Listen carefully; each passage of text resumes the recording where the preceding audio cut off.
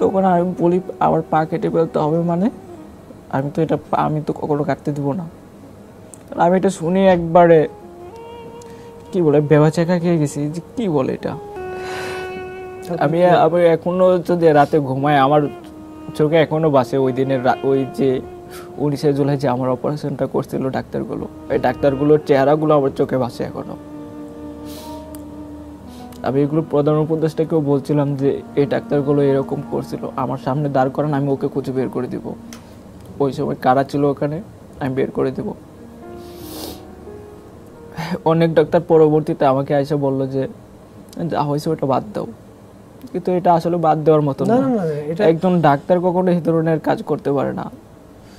তার মানে ওরা আসলে ডাক্তার কি বলবো, মেয়েদেরকে কিভাবে আসলে আখ্যায়িত করা যায় আমি জানি না, আমি ভাষা খুঁজে পাচ্ছি না। এরা কীভাবে ডাক্তার হয় এবং এরা যেই ফ্যাসিবাদী সরকারের বিরুদ্ধে আন্দোলনটা তৈরি হচ্ছে, এরা তো তাদেরই কোনো না কোনো জায়গার কারো না কারো ওই সূত্র ধরেই তো এখানে আসছে। এই জন্য তাদের মানে ওরাও এই যে ছাত্র আন্দোলন করতে যে গেল, এটা যে তাদের অপছন্দ সেটা তাদের ট্রিটমেন্টে খুব প্রপারলি বোঝা যাচ্ছে। ট্রিটমেন্টও না, আমার মৌখিকভাবে বলে দিয়েছে যে দুইটা ডক্টর যখন আমার হাত পাগুলো বুকের ওপর দুইটা চাপ দিয়ে রাখছে, পারলে ওইখানেই ওইভাবে মেরে ফেলে আর কি। যদি পারতো ওরা ওখানেই মেরে দিত, কিন্তু ওটা তো আর করতে পারবে না। এই জন্য বলতেছে আন্দোলন করতে গেছিলেন না, এখন মজাটা বুঝ, ব্যাপারটা এরকম। ব্যাপারটা অনেকটা এরকমই করছে। তারপরে কি করলো তোমার ওখানে ড্রিল করলো, মানে ট্রিটমেন্টটা কিভাবে হইলো?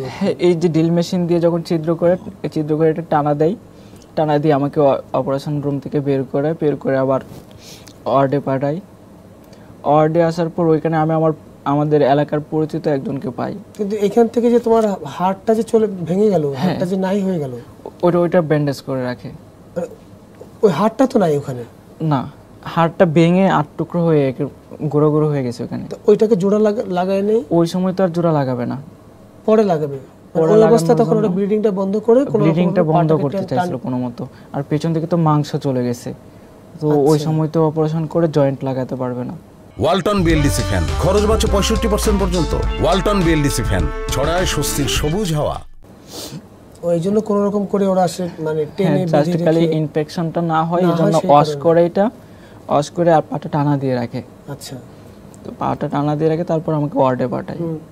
ওয়ার্ডে আসার পরে যে ওয়ার্ডে দেয় আমি আর একটা নর্মাল ওয়ার্ডে যাই, যেখানে আন্দোলনের রোগী নাই, কারণ আন্দোলনের রোগের উপর ওরা চড়াও হয়ে যাচ্ছে, যার কারণে আমি ওইখানে যাই না, একটা নর্মাল ওয়ার্ডে আসি। ওইখানে এসে আমি সবাইকে বলছি যে বাইক অ্যাক্সিডেন্ট, সবাই জিজ্ঞেস করে কি হয়েছে। তখন আম্মু সবাইকে বলে যে বাইক অ্যাক্সিডেন্ট। আবার আরেকটা কাহিনী আছে এখানে, যে আম্মু আমার ঘটনাটা আমি আম্মুকে বলি নাই, আমার ফ্রেন্ড নাফিস ও আম্মুকে জানাইছিল। ও আম্মুকে যখন জানাই তখন আপনার আম্মু কথাটা শুনে অনেকটা নিতে পারে নাই পুরোপুরি, কি হলো এটা, কি ধরনের নিউজ পেলো। আম্মু ওই সময় চিৎকার করে ওঠে, তখন ভাইয়াকে কল দেয় যে এরকম হয়েছে। তো আম্মু চিৎকার করে কান্না করতে করতে ভাইয়াকে কল দিয়ে বাসায় আনে। তারপর আম্মু আর ভাইয়া বাইকে করে ঢাকায় চলে আসে। তো আম্মুকে রাস্তায় আবার আটকাইছিল গাজীপুরের দিকে, ওখানে অনেকজন বাইকটাকে আটকায়, বাইকের সামনের চাকাতে কি একটা ঢিল মারে, ভেঙে যায়, আর আম্মুর শরীরে ভাইয়ার শরীরে পুরো গাড়িতে পেট্রোল ঢেলে দেয় যে পুড়াই ফেলবে। তখন আম্মু চিৎকার করে ওঠে যে আমার ছেলে গুলি খাইছে, আমার ছেলে কাছে আমাকে যাইতে দাও, আবার ছেলেকে আমার কাছে একটু ফিরাই দাও, আমাকে দেখতে দাও, আমার ছেলের কাছে যাইতে দাও। আম্মু এইভাবে চিৎকার পারতেছে। তখন ওখানে যারা ছিল কয়েকজন, ওরা বলতেছে থাক, কিছু করিস না, ছাইড়া দে ওদের।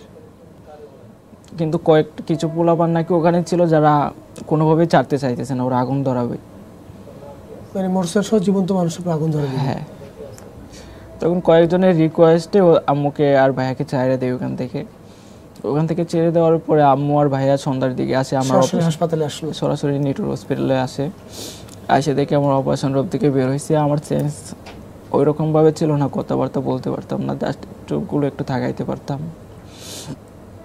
আম্মুকে দেখে আমিও অনেক কান্না করতেছিলাম। আমি ওই সময়ে কিন্তু ভাবতে পারতেছি না যে আমি বেঁচে থাকবো আরও, কারণ ওই সময় আমার শরীরের কন্ডিশন অনেকটা এরকম ছিল যে পুরো শরীর ব্লিডিং অফ হয় না এখনো। টানা 3 দিন পর্যন্ত ব্লিডিং হয়।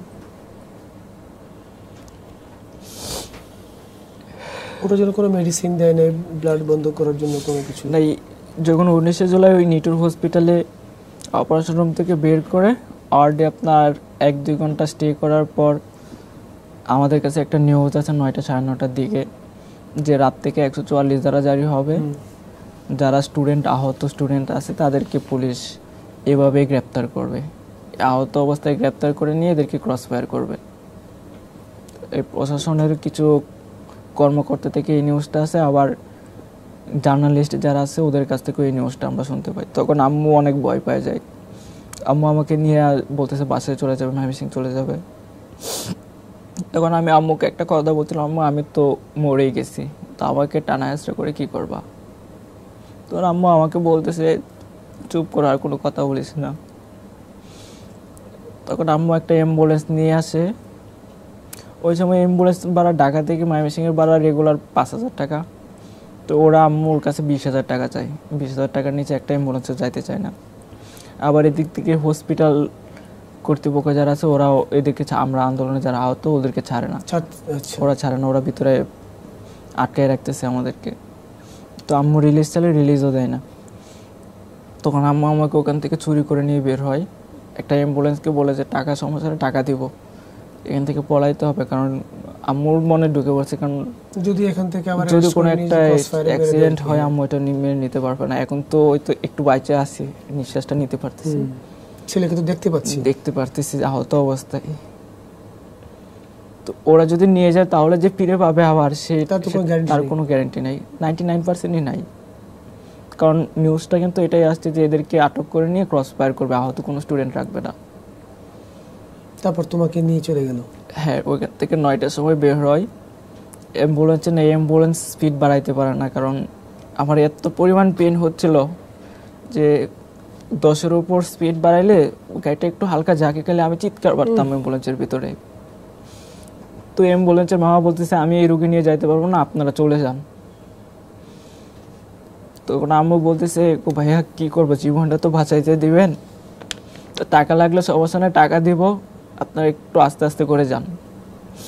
তখন অ্যাম্বুলেন্সের ড্রাইভার বলে আচ্ছা ঠিক আছে, ও একবারে 10-15 করে গাড়ি আস্তে আস্তে আস্তে করে যায়। তো 5-6 ঘন্টা লাগে ময়মনসিং যাইতে। ময়মনসিং যাওয়ার পরে এই অবস্থায় তো বাসায় থাকা পসিবল না। তখন আমার বোন আছে, ও ময়মনসিং মেডিকেলে নার্সিংয়ে পড়তেছে, ওইখানেই ইন্টার্ন করতেছে। আম্মু ভাবছে তো ইন্টার্ন যেহেতু করতেছে পরিচিত ডাক্তার আছে, ওখানে হয়তো কোনো কিছু এক্সট্রা কেয়ার পাওয়া যাবে। ওখানে আমরা পৌঁছে রাত 3-4টা বাজে ময়মনসিং মেডিকেলে। ইমার্জেন্সি গেটে যখন যাই, গেট থেকে নামে যখন ভর্তি হব, তখন ইমার্জেন্সির লোকরা আমাকে দেখে বলে এটা গানশট ইনজুরি। আমরা হাইড করতে চাইছিলাম যে গানশট ইনজুরি পরিচয় দেব না, বাইক অ্যাক্সিডেন্ট এটা বলবো, কারণ এটা বলে মেডিকেল কলেজ ডাক্তাররা এটা বুঝে ফেলে, ডিরেক্টলি বলে যে এটা তো গানশট ইনজুরি। তখন আমাকে আমার ভর্তির এটার মধ্যে সিল মেরে দেয় পুলিশ কেস, সাথে সাথে পুলিশকে ইনফর্ম করে যে গানশট ইনজুরি আসছে। ওয়ালটন বিএলডিসি ফ্যান, খরচ বাঁচে 65% পর্যন্ত। ওয়ালটন বিএলডিসি ফ্যান ছড়ায় স্বস্তির সবুজ হাওয়া। পুলিশকে ইনফর্ম করে দেওয়ার পরে পুলিশ 3-4 ঘন্টা পরে পুলিশের ডিবি কয়েকজন আইসা হাজির, আইসা আমাকে খুঁজতেছে। তো কয়েকজন আমার কাছে যা জিজ্ঞেস করে যে কিভাবে কি হয়েছে না হয়েছে। তো আমি ওদেরকে বলছিলাম জীবন বাঁচানোর জন্য, আমি মিথ্যেই বলছিলাম। বলছি যে নামাজ পড়ে বাসার দিকে আসছিলাম, বাসা থেকে আসার সময় কোন দিক থেকে গুলি লাগছে সেটা জানি না, আমি ওইটাই বলছিলাম।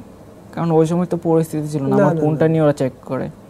তো ফোনে যে পোস্টগুলো আছিল ওই সময় তো ইন্টারনেটটা অফ করে দিয়েছিল, ওরাও দেখতে পারে নাই আমার পোস্টগুলো। আবার ফোনে যে ছবিগুলো ছিল আমি ওইগুলো আবার আম্মুকে ফোনটা দিয়ে দিল, ওই আমার ফ্রেন্ড যারা ছিল ওরা সবাই ডিলিট করে দেয় এখান থেকে, কারণ আমার ফোনটা চেক করবে। ওরা আইসা আমাকে দেখতেছে কোন দিক দিয়ে গুলি ঢুকছে, কি পড়া ছিল সবগুলো নোট করে, কেন বের হয়েছিলাম আমি, ওগুলো সব আমাকে জিজ্ঞেস করতেছে। ওই সময় কিন্তু আমার ব্লিডিং হইতেছে। আচ্ছা, কন্টিনিউ ব্লিডিং হচ্ছে, ব্লিডিং অফ হয় না।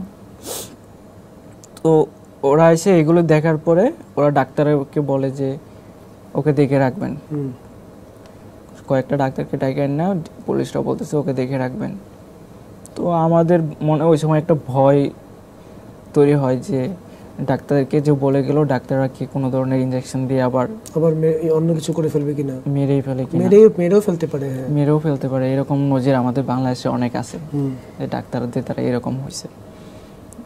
তখন আমি, আমার যে বোন আছে নার্স, আমি ওকে বলি আপু ইনজেকশনগুলো তুই দিস, অন্য কাউকে দিতে দিস না, আর যদি কোনো ইনজেকশন না বুঝো তাহলে অন্য কোনো ডাক্তারকে জিজ্ঞেস করুন এটা কিসের ইনজেকশন। তখন আমার প্রত্যেকটা ইনজেকশন আমার বোন পোস্ট করছে। তারপর একটা ভয় ছিল যে ইনজেকশনগুলো তো ওরা দিয়ে যাচ্ছে, কোন ইনজেকশন কি দেয় না দেয়। আবার 20 তারিখ যাওয়ার পরে রাতের বেলায় আবার ওইখানে যে ময়মনসিংহ মেডিকেলের যে অধ্যাপক আছে উনি আসে দেখতে, ওনার পুরো টিম নিয়ে উনি